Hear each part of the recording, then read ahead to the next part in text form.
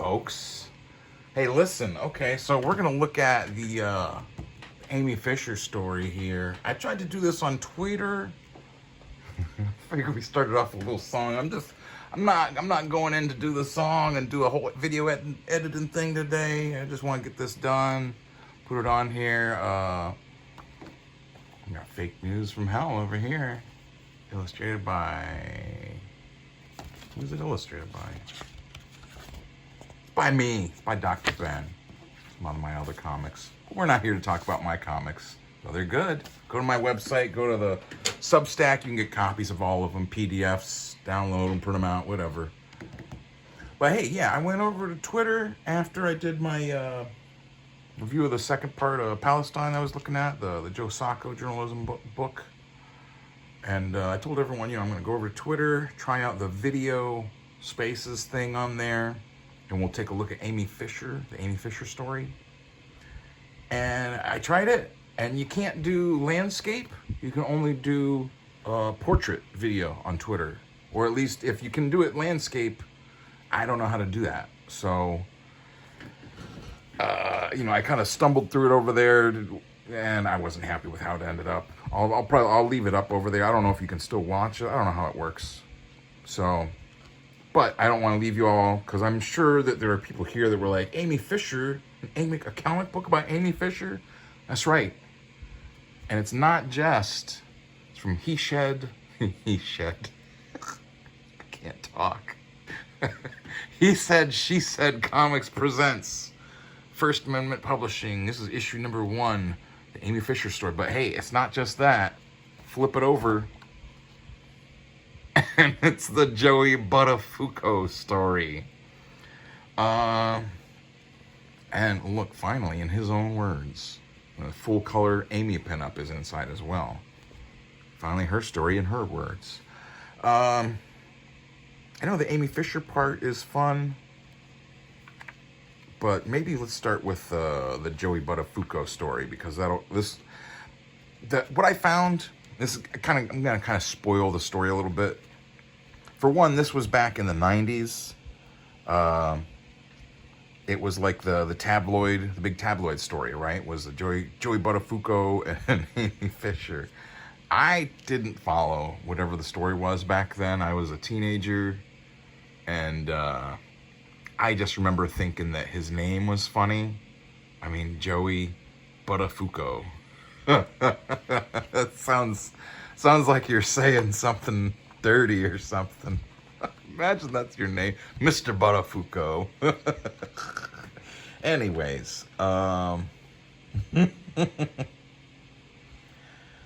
these guys, they also do these Sex Maniacs cards apparently back in the day. But that's not what we're here for. Let's introduce what this little story is by Eddie Cornberry. Get that up there. Hey, and also, since I'm just recording this and uploading it, it'll be in a higher, deep resolution picture. The picture will be better quality. But so, May 19th, 1992, Joey Buttafuoco receives a call at work. Hey, Joey, what's up? You just see him running. There he goes running into his car. Where is she? Where's Mary Jo? Emergency room. Nassau County Medical Center, Long Island, New York. Come on, where is she? Where's Mary Jo Buttafuoco? What happened to Mary Jo Buttafuoco? Are you Mr. Buttafuoco? They say it so they repeat that name as often as they can. Your wife's been shot, sir. Is she gonna be all right? We don't know, Mr. Buttafuoco. The next 12 hours will tell. Oh my God. Mr. Buttafuoco, we have a word. Who are you? Detectives from the 7th Precinct. Do you know why anyone would want to shoot your wife, sir? But Joey didn't, and with Mary Jo still in a coma, he's left alone to wait. He does stay there through the night. One of the things I was trying to say earlier here is that The comic, it's a true crime story, right? Obviously, Mary Jo Buttafuoco, she has been shot. She's in the hospital. This is her husband. Obviously, detectives are involved, police, medical, it's a whole event. But they kind of assume that sort of a lot of the backstory, or the lore, if you will, of the Buttafuoco tragedy. Buttafuoco Fisher tragedy. But so this is where it basically begins. Let me pull this up so we can see this better here. His wife finally awakes at 3 a.m., unable to speak. Oh, thank God you're okay. Then Joey asks Mary Jo to do something for him. Write it down, honey. Write down who did this to you. And Joey's eyes go wide when he sees the response. Joey immediately calls the detectives. You better get down here. Mary Jo says it was a 19-year-old girl who shot her, not a guy. But because of her condition, Mary Jo cannot elaborate on her original description till late the next day. Young girl, red hair, t-shirt from the shop. That would be, she's referring to the shop he works at. Complete Auto Body, I think is what it's called. That's where he works, an automotive repair shop.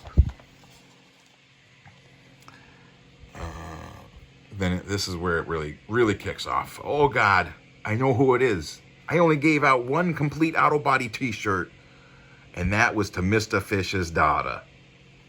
Could we see you outside for a moment, Mr. Buttafuoco? How well do you know this Fisher girl? Barely. Just from business around the shop. I gave her the t-shirt because she was such a good customer. She made our top 10 hit list. Are you sure that's all it was? Absolutely. What do you mean? Nothing, Mr. Buttafuoco. And so on May 21st, the police pick up and interrogate Amy Fisher. One thing I'll say is that this side of the book, as we said, it's a flip book, right? This side of the book is not as well illustrated as the other side, though I think it's all the same person illustrating it. But this shows how it begins to, his alibi, if you will, starts to unravel. And then it begins. You got the New York Post. Amy Fisher shoots alleged lover's wife. New York Newsday. Detective says fatal attraction case. Amy Fisher in affair with victim's husband. I can't believe it either, honey. How can they be saying all these things about me? And in the Amy Fisher, Joey Buttafuoco fatal attraction case, that's coming from the news station. The Buttafuocos are virtual prisoners. Get that so we can see that a little bit better. Virtual prisoners in their own house as the press continues to paint Joe as a cradle-robbing Casanova. Mr. Buttafuoco, how does it feel to have your teenage lover shoot your wife? Finally, Joey responds to the constant rumors and allegations by going on The Howard Stern Show. So you're claiming that the papers are lying when they call you Amy's lover? Absolutely, yes. And this is supposed to be his story and his words, right? His story and his words. So I guess this is what... they don't really explain in here where they took a lot of the information. I think it's just sort of like gleaned from maybe some of these newspapers. Not real clear on all this. Or TV shows. Meanwhile, new information on Amy's life begins to surface. A videotape of a sexual encounter with a customer of an escort service is shown on tabloid television shows across the country. I'm wild. I don't care. I like sex.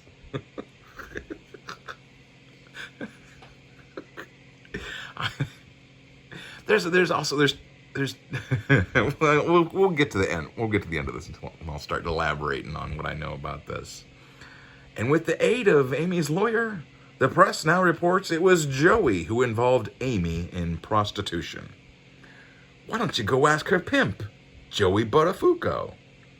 I can't believe this. I'm the victim. Why are they letting her plea bargain? The cops are talking to my friends, the neighbors. Honey, I barely know the girl. You can probably kind of guess that actually he does know her very well. Spoiler. Joey and his family can't believe it all, and with Amy apparently agreeing to a plea bargain to help get Joey, the pressure builds. Even Joey's lawyer, Marvin Kornberg, sees what's coming. Yeah, I bet that within 72 hours there'll be an indictment against Joseph Buttafuoco. Why is that supposed to be his lawyer? Why is his lawyer up on, like, a judge's stand? Seems kind of odd. Do these guys not know what a courtroom looks like? Very odd.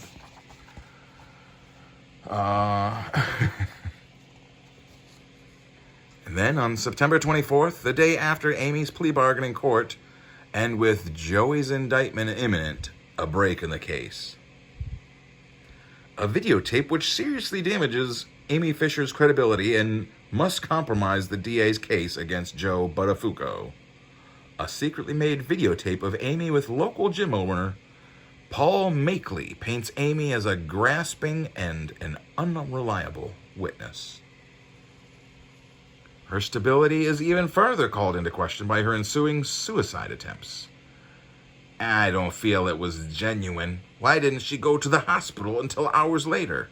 And why to such a distant hospital? I think it was all a ploy for sympathy.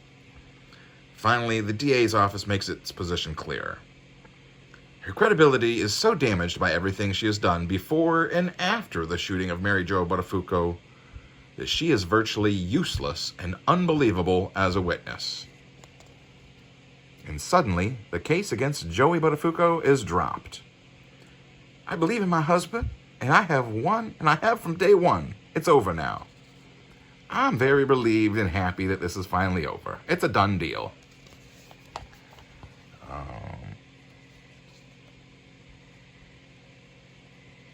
And there's a trial of Amy Fisher.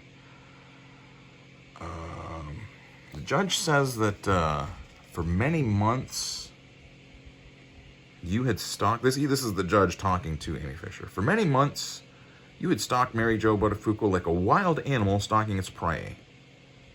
Prior to your own act, you had attempted to induce certain young men in return for money and sexual favors to kill Mary Jo Buttafuoco. And on May 19th, motivated by lust and passion, you were a walking stick of dynamite with the fuse lit. Some people, you have become a celebrity, but to this court, you are a total tragedy and disgrace to yourself, to your family, to your friends, and to society. And with Amy Fisher now bound for prison, it finally looks like the end. But it's not. It's not. Don't worry, folks. There's several more pages, actually. But it isn't. Ignoring Amy's now shattered credibility, numerous press figures like the New York Post's Amy Pagnozzi still blindly call for Joey's skin. Amy Fisher is a victim.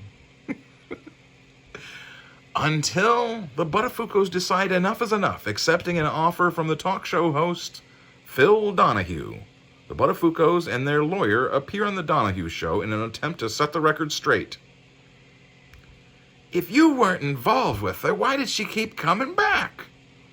She wrecked her car 17 times.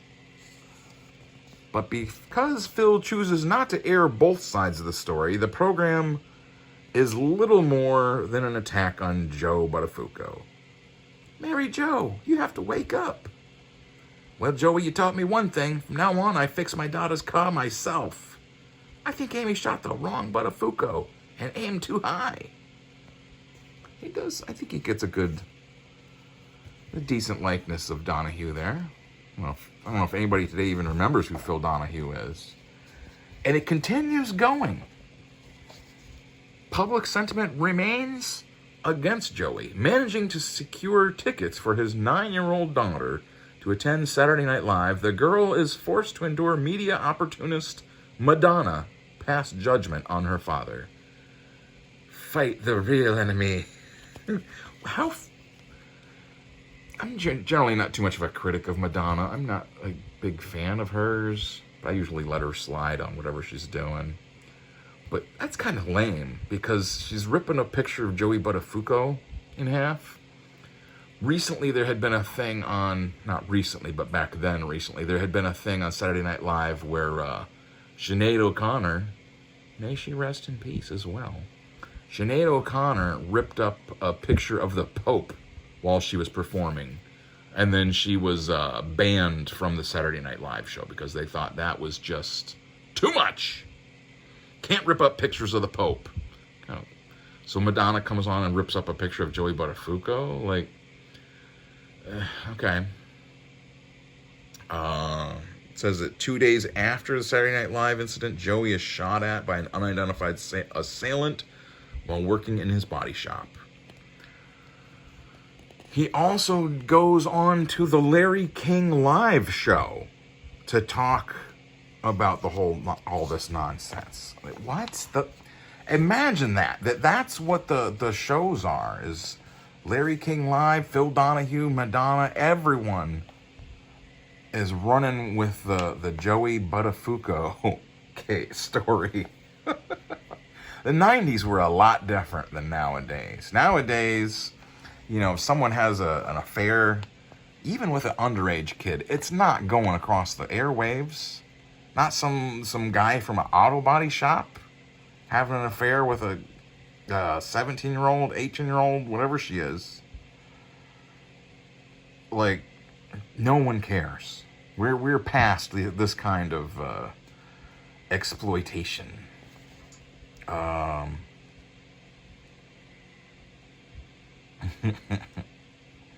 Oh, one of the former employees from the body shop comes up and says that Joey confessed to him that he did have an involvement with her. He told me she was a great lover.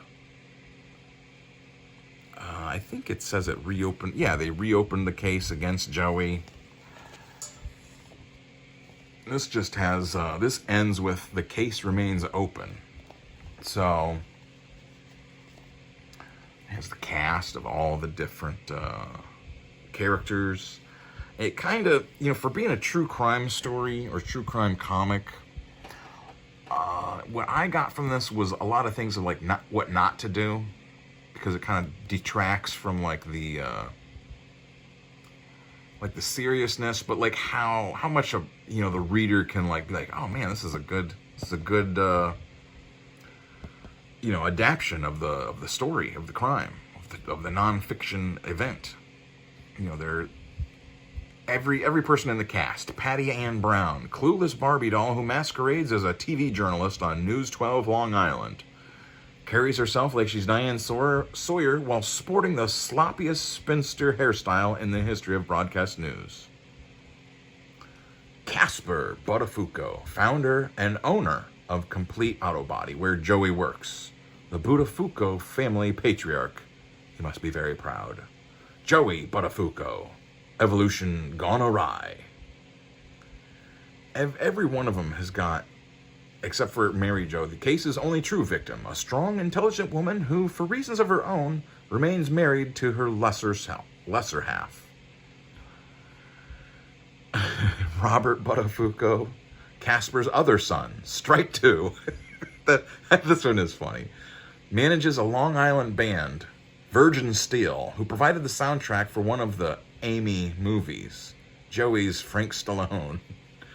But they list everybody. Dennis Dillon, the DA, Phil Donahue, Amy Fisher, inevitable MTV byproduct. Marvin Goodman, the judge. Peter Guagenti, Bensonhurst fall guy who sold Amy the gun. What? Okay. Well, so anyways, they did, I do like they have a chronology, but I kind of feel like they've probably left bits out of it. Just from a lot of the way the comic is kind of put together is kind of slipshod, I think might be the right word. It seems like they were just trying to cash in on this, which they do. They even acknowledge that here. Official Amy Fisher story top 5 list. 5 most self-righteous commentators. The girl on Donahue who said that Amy shot the wrong Buttafuoco. The rest of the Donahue audience. Donahue, Madonna, us.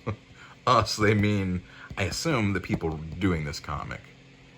5 biggest exploiters, the Buttafuocos, for cashing in on their movie rights. The creators of the Amy Fisher musical. I'll have to look that up and see if the Amy Fisher musical is still around somewhere on YouTube or something. Joey's Brothers Band, Virgin Still, for their songs based on Amy Fisher and the entire escapade. 4, Us. 5, Amy Pagnozzi for her consulting deal with ABC TV over the Amy Fisher story. This happened after, of course, after Pagnozzi criticized the whole affair as sleazy profiteering.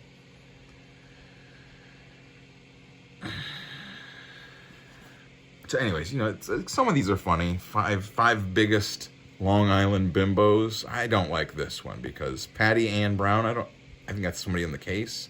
Mariah Carey, yeah, I forgot about this. This is where they earned every criticism that I have of this comic for disparaging the name of Mariah Carey, the queen of hip hop and soul, Mariah Carey. Voice of an angel. This talks about their cards, the Sex Maniac cards. The original. A few left of the gangs all here. Caligula, Uncle Ed. What? I think that's Mike Tyson there. Wilt Chamberlain, the real life Hannibal Lecter, Popes, Pirates, and a whole lot more. 27 card box set. $10. Election 92, 18 card set of the election. 18 cards featuring all the people who ran for president in 1992. Andre Maru, Libertarian. Colonel Bo Gritz, the real life Rambo. A Daffy, New Jersey housewife. A Midwestern transvestite. Bush, Clinton, Perot. And even some strange ones. They're all strange. Skinnies are coming. A radically new direction in sports trading cards. This is the... See, if you've made it this far, I want to keep you to watch the rest of it. So let's take a glance at the Amy pinup. Though you might feel kind of dirty if you think about it. There's Buttafuocos. Looks like maybe airbrushed in there. This thing, I don't think anyone has ever opened this before me, so it's crease is pretty hard in here. And thankfully, the details, you can't really see them, but she's not wearing anything under the shirt, is what they depict in the picture here. Which, if they're depicting her in 93, I'm not really sure if it says exactly how old she is in 93. So that might be... Wait, I'm back where I started. Okay. The Amy Fisher side gives her version of the events. And this says the events depicted within have been presented in the exact order and manner in which they occurred. How can they say that? I don't think you can really say that officially. I don't know. Character dialogue is based solely on statements made by the persons involved in the affair. First Amendment publishing attests to the veracity and accuracy of the activities and events portrayed in this comic. Talks about her growing up. She played soccer and had toys and liked to shop at the mall. And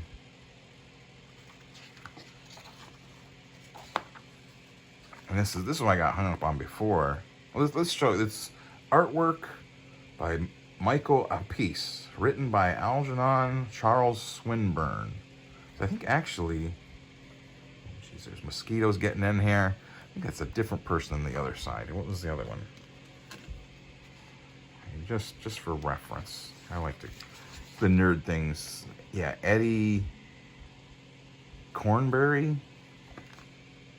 And neither of these guys are named Eddie Cornberry, so maybe it's several different people that made this. Maybe that's why this side has better art than the other side, except for this piece.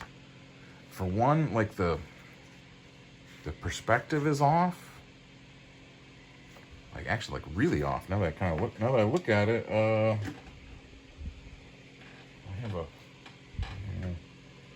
don't think I do have maybe. Let me see if I can pull one of these out of here without messing up the. Yep, there we go. Let's look at this just to satisfy you art nerds out there. Oh, maybe it's not. Well, it's a hair off. So this line doesn't really connect with that line.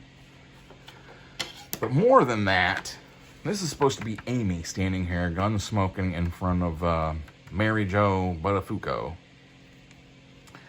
And you cannot distinguish her hair from whatever she's standing, these bushes, trees, whatever she's standing in front of here.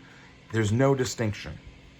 So it looks almost like her hair is like that's her head, and like almost looks like her hair is like is huge, like some sort of like new wave like giant hairdo or something.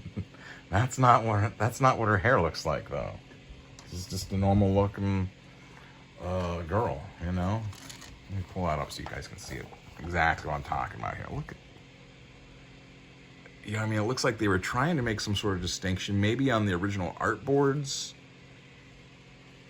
but it's like impossible to see any distinction between that. Especially, you know, just looking at it.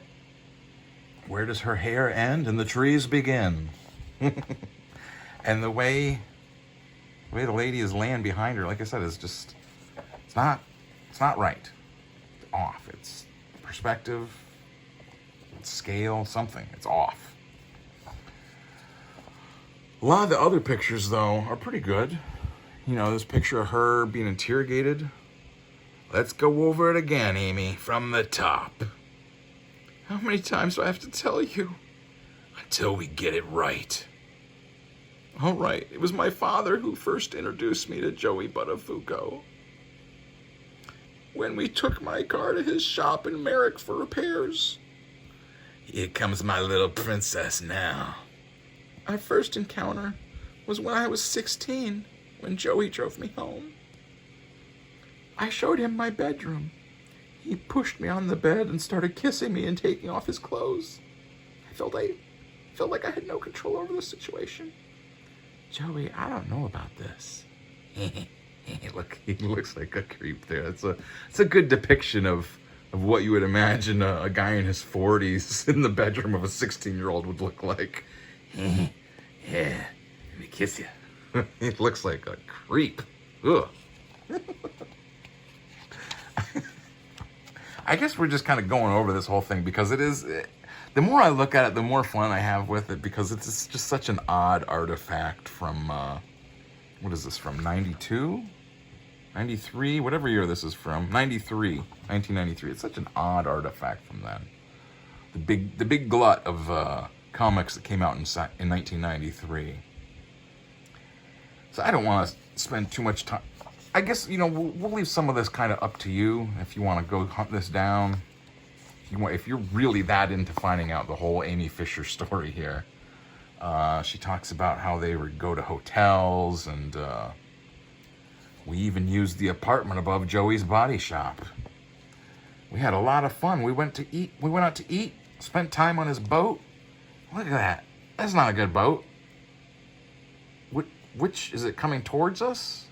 That's supposed to be called Double Trouble? Wait a second. What? When I started dating Paul and I wanted to end it, Joey said he wouldn't let it end. That he'd break Paul and I up. That's when I got the gun. Whoa. Wait a minute. Where'd you get the gun? I told you. Pete Guagenti. I met him in Brooklyn a few months before. It was a straight trade. $800 for the gun and a ride to the Buttafuoco house. It was a .25 caliber pistol. It was just what I needed. No way was I going to let Joey break up me and Paul. That's a good picture of her, though. Good picture of the gun. Bad picture of the boat. Picture of the girl, gun. Shitty looking boat. What can we say? And this area is pretty good too. Silhouettes are easy, good enough. Wait a minute, you're telling us that you shot Mary Jo Buttafuoco because Joey tried to break you up with Paul Makeley? I told you, Paul and I had a relationship. Joey wanted to break that up, and I wouldn't let him. I loved Paul. So you shot Joey's wife? This is what you're asking us to buy? All right, take it easy. You want some water or something? No? All right, Amy, let's move on. Exactly what happened on May 19th. Peter Gorganti picked me up at my house and drove me to the Buttafuoco's house on Adams Road. It's only a few blocks from my house. I feel that's a really good depiction of her. I mean, I'm not having looked at actual pictures of her beyond just what's on the internet or whatever. But that's a good, you know what I'm saying? That's a good drawing. I like that. Nice detail, realism. Nose looks a little messed up maybe. But for, you know, however much, I bet the guys drawing this probably got like $50 a page. If that. I don't know. But, you know, I'm saying, a good picture. Gets it across. She's a cute girl being interrogated by the polices. I went to her doorstep with a loaded gun in my pocket. I talked to Mrs. Buttafuoco for 10 to 15 minutes. Are you Mrs. Buttafuoco? I have to tell you something. Your husband is having an affair with my little sister. Oh, really? Mrs. Buttafuoco didn't want to believe me at first, so I showed her the t-shirt that Joey had given me. I have proof. He gave me this t-shirt. So initially I thought that was just a really bad drawing of a car, but it's a picture of, it's like a bad drawing. It's a drawing of a bad drawing of a car on a t-shirt. Because that's, it looks like that kind of got away from them. I think they should have maybe just drawn the t-shirt rather than trying to, like, she's supposed to be holding it maybe, but like the words are going on to her hand. It's really hard to figure out what exactly is going on there. And like, it doesn't really explain that, you know, she's making up a story that she has a little sister and her husband's having an affair with the little sister. It doesn't really explain what that is exactly. Like, that she's just making that up.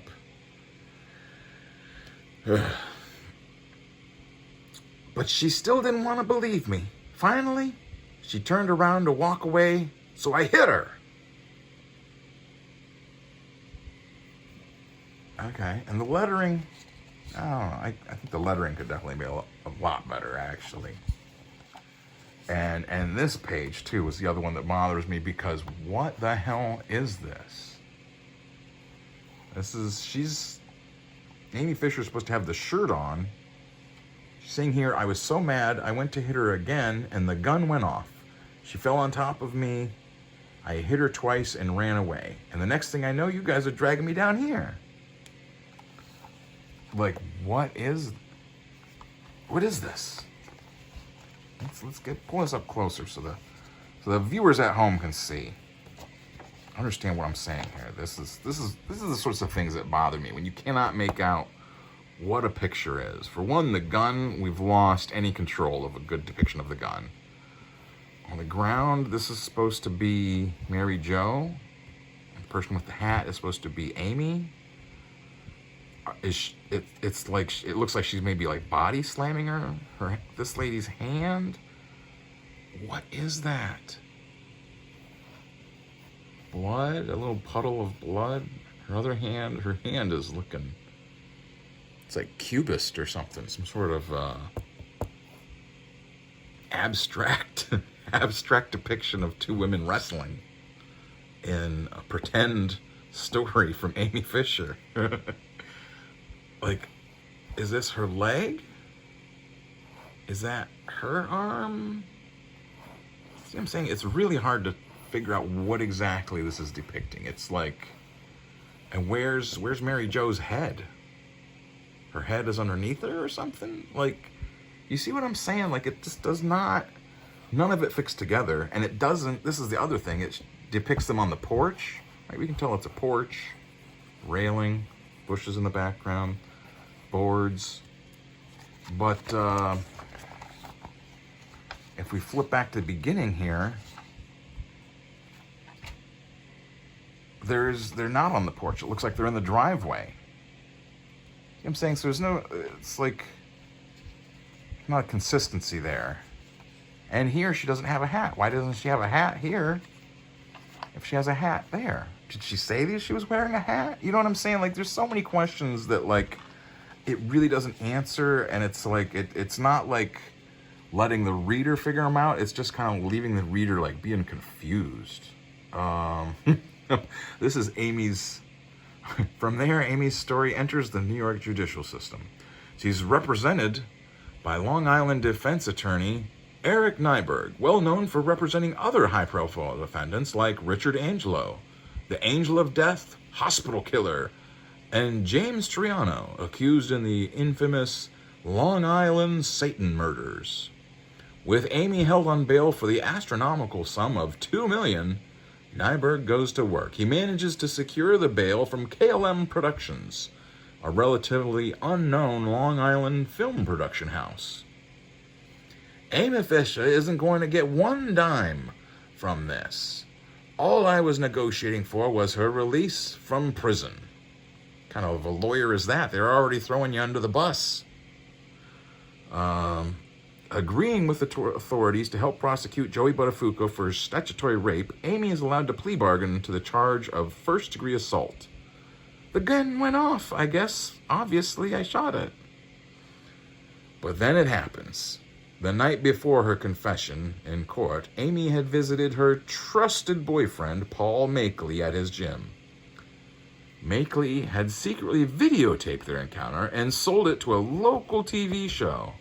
The day after court, the tape is all over the airwaves. I like seeing my name in the paper. It means I can make a lot of money. If I have to go through all the pain and suffering, I'm getting a Ferrari. I'm serious, Paul. Come on, marry me so I can have conjugal visits in prison. This is on the tape? I'll leave you folks. See, that's one of the fun things I like with the internet. So much of this stuff is online now. It's on YouTube and, you know, other video sites. You can find all this and, you know, relive the nostalgia of the Buttafuoco Amy Fisher case.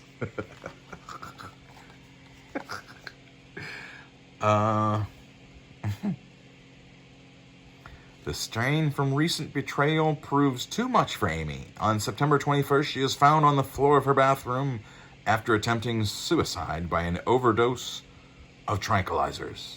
Amy, let us in. Rushing to the hospital, Amy tells her lawyer her true wishes.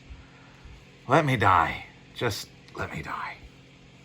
Amy spends 1 month recovering in the hospital, apparently distraught by Paul Makeley's betrayal. Finally released from the hospital and awaiting her sentencing, Amy decides to return to her usual lifestyle and heads to the mall to do some shopping. But her old lifestyle is no longer possible. Oh my God, it's Amy Fisher! Oh my God, it's Amy Fisher! Her appearance inspires enormous attention, a near frenzy. It's Amy Fisher! Everywhere she goes. It's Amy. Of course, you're on the news 24 hours a day or whatever. That's what I'm saying. Like, I didn't follow the story as a kid, or at least I don't remember following it, but I know all these names, and I knew it was some sort of a fair shooting kind of thing. Amy is now a celebrity. On November 9th, a local New York television tabloid show carries an interview with her in which she directly contradicts her original statement to police. This time, she blames everything on Joey Buttafuoco for her actions. Yes, I loved him. I was obsessed with him. I felt like I couldn't let Joey down. He explained to me that it's not like killing this was for him. And that, I felt like I couldn't let Joey down. He explained to me that it's not like killing. This was for him. And that Mary Jo was an evil person and deserved this. I remember once he grabbed my head and he said, "Baby, you're strong. You can do this." Yes, it was Joey. It was Joey Buttafuoco all along. Recanting her earlier motive for the shooting, Amy now blames Joey for everything, including a 6-month stint she worked at a local escort service. But charges against Joey are still not brought, and on December 2nd, Amy Fisher is back in court. And now, Your Honor, I'm ready to be sentenced. That's a good picture of her, too. The mouth, I don't know if the mouth doesn't quite work. Maybe it's too blacked out. The bottom lip is kind of cross-hatched. Or just one, I don't know. Other than that, though, maybe from a distance it looks better. It's hard to tell, like a lot of the things, like a lot of the definition, the phone here, it's hard to see the phone at all. And these letters, like why are the balloons, they're squares and they're so close to the letters? Like why, these should all be like bigger so you can read them.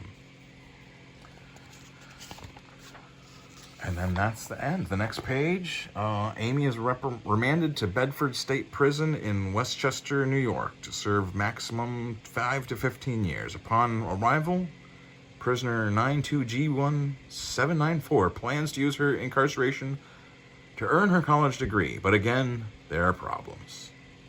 Other prisoners accuse Amy of being unfriendly and aloof and of not mixing with other inmates. She receives volumes of mail, pro and con, which also inspires inmate jealousy. She gonna get hurt. She gonna get hurt. Amy is moved to the Albion Correctional Facility in Westchester, New York, a large institution where she remains today. Yes, I think this is an odd panel to end on. I like the quote from her, but they should have just drawn her in there. I like the way the bars look, kind of faded out and stuff. I realized what I did was terribly wrong. I put Mrs. Buttafuoco and her children through so much pain. For that, I am deeply sorry. If I could take the pain away, if I could change everything, I would. I just want to be the Amy Fisher that I was before I met Joe Buttafuoco. My other complaint is this side also has the cast, but it's just the same one as the other side. Like, it's not different. And, you know, I read this side first when I first read this, and I was just like, what is all this stuff about Madonna and Howard Stern and Phil Donahue and all? I'm like, what the heck? And I was like, well, I gotta read the other side. So you know, like I said, a lot of this is kind of like what not to do. Don't assume that your audience or your readers know the whole backstory already. These are funny, I think. Some letters to the editor. I don't know if these are real or not. These Ask Amy and Ask Joey, these definitely can't be real because the first one, Amy, my boyfriend and I have been. I'll pull this one. This one is pretty good. So let's you guys see it. You'll like it, guys and gals. Amy fanatics. Ask Amy. Amy, my boyfriend and I have been going out for over 3 years, and he still has not proposed to me. What do you think I should do? Waiting in Hugo. Dear Waiting, demand the ring. If he won't give it to you, threaten to claim he raped you. If he still won't give it to you, guilt one out of your father. If he won't give it to you, threaten to claim you were molested as a child. If you still have no luck, shoot them both. Amy. So dark. It's just, the humor was like a lot harder back in the 90s. You know what I'm saying? Nowadays, people are probably pissed if I read all this. Maybe not. Maybe you guys are laughing too. I laugh because it's just so goofy. Amy, do you think petting on the first date is proper? Unsure and Kutchagu. Unsure. It depends on how much you're charging.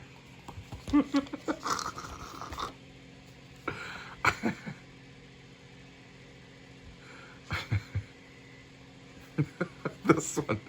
Amy, I'm a girl having a tough time with geometry this year. My teacher, Mr. Thomas,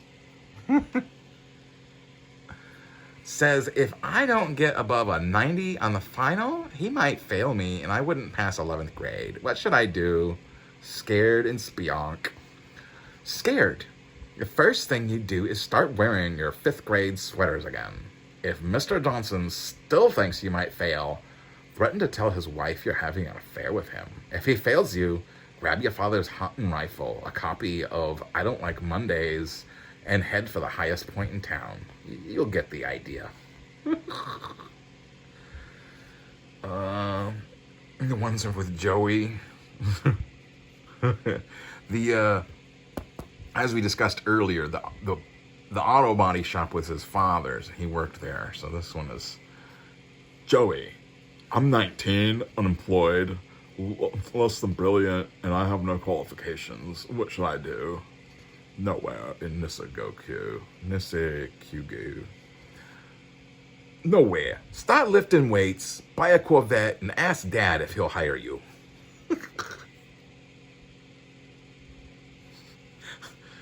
Joey, is it true that with enough confidence you can get any girl you want, even if you look like proof of Darwin's theory? Yearning and Yafank. Yearning. No comment. Talk to my lawyer. These ones weren't as funny, but, Joey, I'm having problems with girls. The pretty girls don't seem to want to talk to anyone but these big, hairy Neanderthals who can barely spell their name correctly. What should I do? Desperate and Setauket. Desperate. Who are you calling a Neanderthal? What is a Neanderthal, anyway?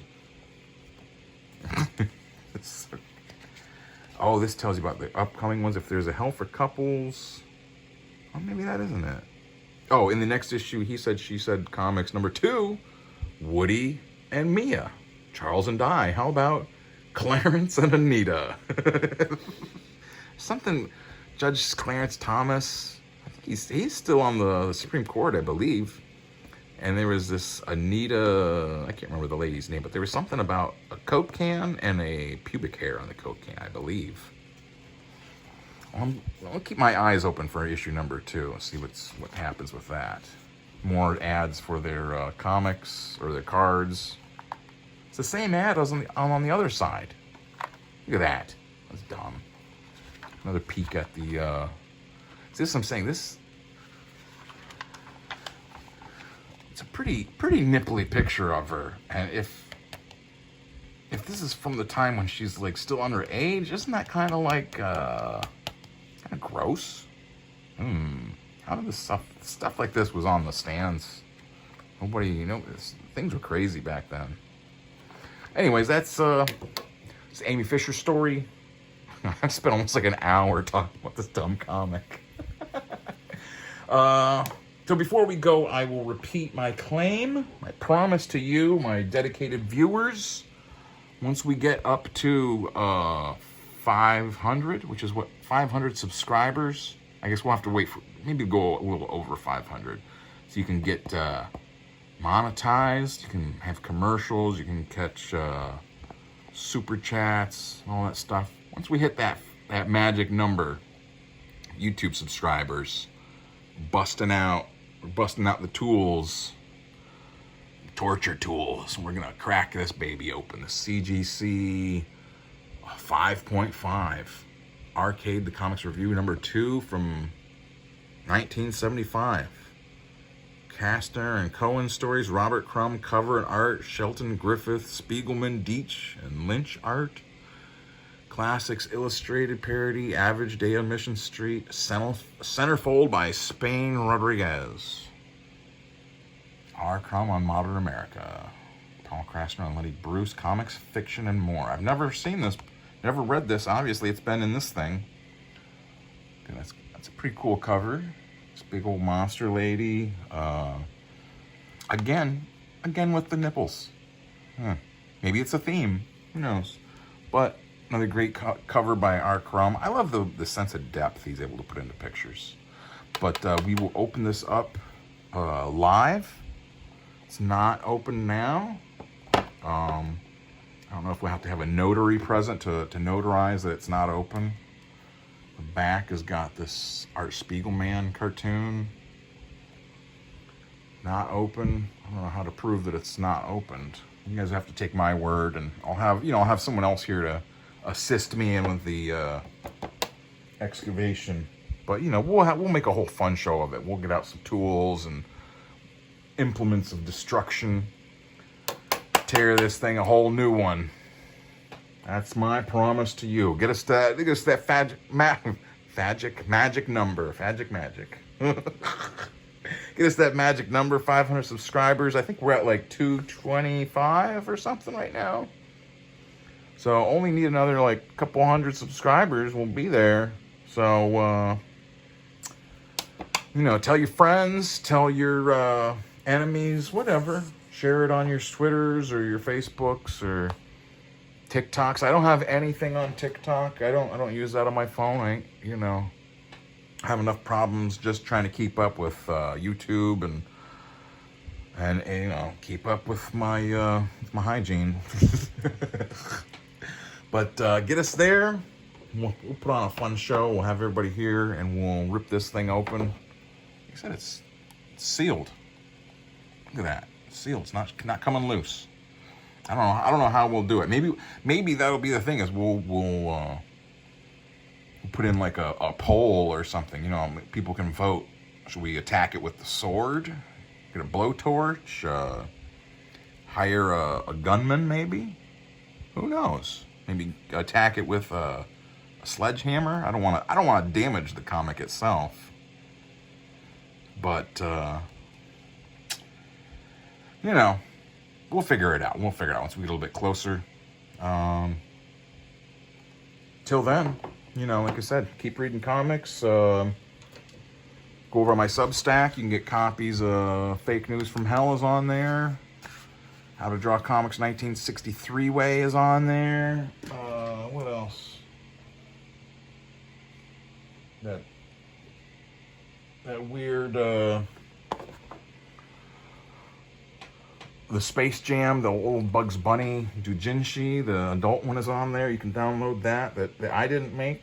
My Space Jam is on there. That is not X-rated. It is a family-friendly comic.